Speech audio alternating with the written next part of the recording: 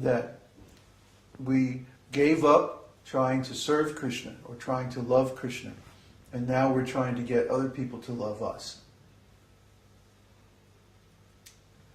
And because of this, we're offenders, thieves. Because even this material body, even our self, our soul, is actually the property of Krishna. So if we're engaging our self, our soul, our body, and whatever other resources that we might have in our own service, and not in the service of Krishna, we're a thief. How can we be happy if we're a thief? Because we're always going to be feeling this śaṅkā, anxiety. But we don't realize it because we're so out of touch with Krishna. We don't realize that the source of our anxiety is actually due to our failed relationship with Krishna. Now, Krishna, he has not failed his obligation to us.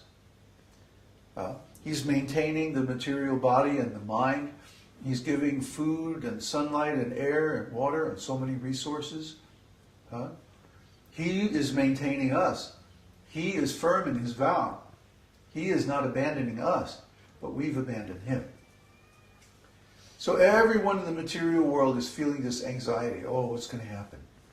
This causeless, floating anxiety that seems to be everywhere.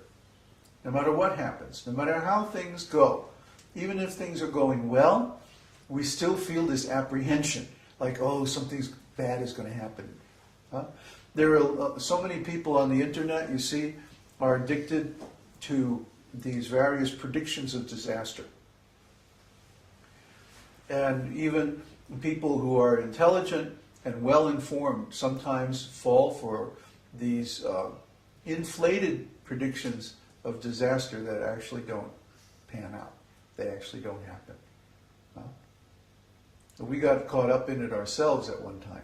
At one point we thought, oh my God, this election in the U.S. is going to be a big disaster.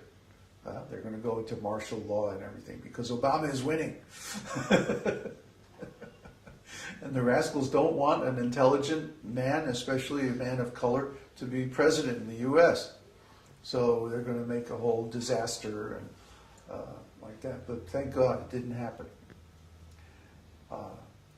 Anyway, we have to be careful to identify the real source of this śaṅkā, this anxiety. The real problem, the real source is we are stealing from Krishna. We are offending Krishna. And because of this, we feel anxiety, like we have to run and hide. We have to find some shelter. But the shelter, the real shelter, is everywhere and in everything. And that's the Lord himself, Krishna. No matter what happens, if we have shelter under Krishna's lotus feet, then we're serene and we're pure. The problem is we have so many impure habits. We want to be associated with material modes of passion and ignorance, which are degrading because they emphasize the identification with the material body and the material mind and desire and our own efforts.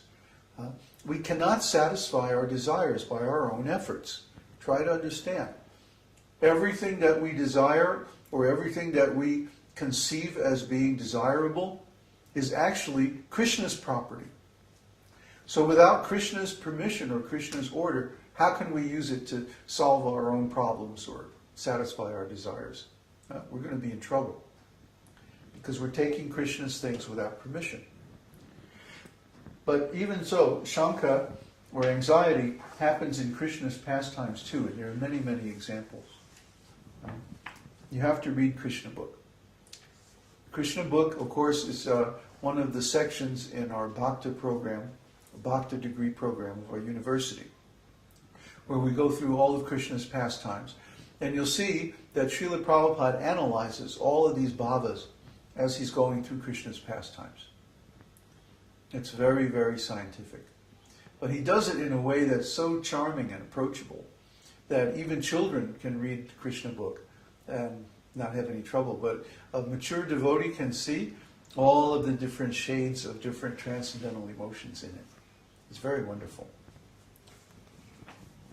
So the next one is trāsa. Trāsa means fear.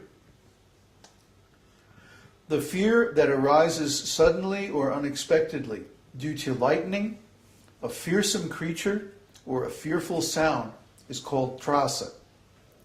The symptoms of trāsa are taking shelter of nearby objects, becoming stunned, horripilation, trembling, and perplexity. There's a nice story that one time Krishna and the gopis were assembled out in the forest of Vrindavan, and suddenly a lion roared very loudly nearby. And so all the gopis took shelter of Krishna's arms. They all jumped into Krishna's arms. And because Krishna is the Supreme Personality of Godhead, he could hold them all.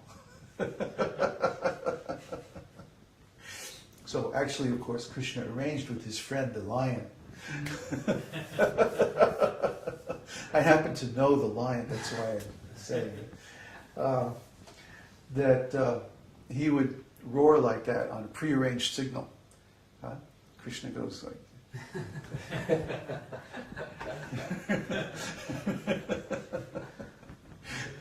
So anyway, Krishna's pastimes are all like full of these different emotions. When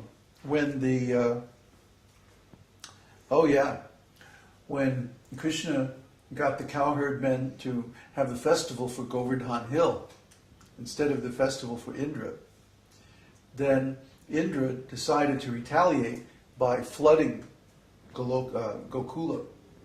So he called for his most powerful cloud, the most powerful cloud that is used at the time of universal devastation, the Samvartika cloud. And he had that cloud come over Vrindavan and pour torrents of rain and huge lightning bolts and all like that. So because of this, all the residents of Vrindavan, they were feeling this trāsa. And they took shelter of Krishna, because that's their natural thing to do. So Krishna simply picked up Govardhan Hill and held it on one finger, on his little finger of his right hand, for 7 days. While all this lightning and storm and hail and all of these things are falling all around. And then finally Indra got tired and the rain stopped and everyone came out from the hill and Krishna put it right back where it was. And that was that story.